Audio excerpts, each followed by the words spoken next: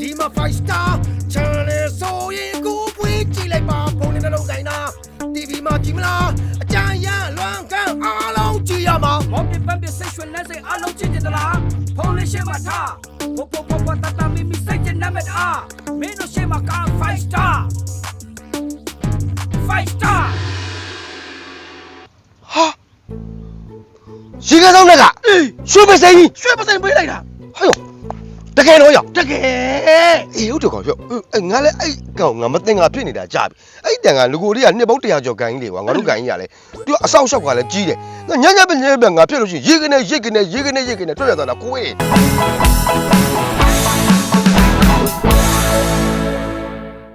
ကျုပ်တွေခင်ဗျားတွေမသုံးရလေရေးကြီးမှုမရှိဘူး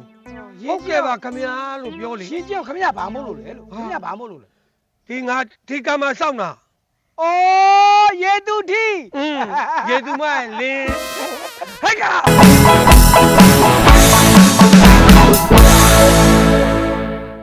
နေခိုင်းရတဲ့အိမ်ကိစ္စငါအကုန်လုပ်ထားတယ်လို့ အဲ့ဒီအလုပ်တရားကျမလုပ်လို့ရတယ်အခုကပါစက်လုံးမဲ့ကိစ္စကိုပြောနေတာ โอ้ပါဇက်လောက်တာပဲဟာအဲ့ဒါဆိုငါလိုက်တင်ပေးရမှာလားကိုယ့်ကိုလှုပ်လိုက်ရတယ်ဟာငမ်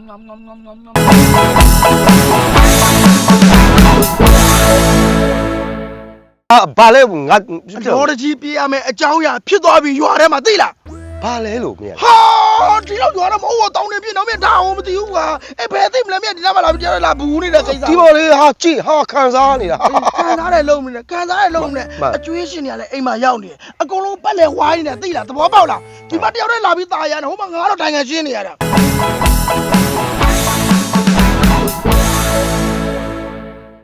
ဒီမှာ five star channel ဆိုရင်ကိုပွေးကြည့်လိုက်ပါဖုန်းနဲ့နှလုံးကိုင်းတာ TV မှာကြည့်မလားအကြံရလွမ်းကန်းအားလုံးကြည့်ရမှာ မော်ပြပန်းပြဆိတ်ရွှင်လန်းစိတ်အားလုံးကြည့်ကြသလားဖုန်းလေးရှင်းမှာထားပိုတတမီမီစိတ်ကျနမတ်အားမင်းတို့ရှင်းမှာက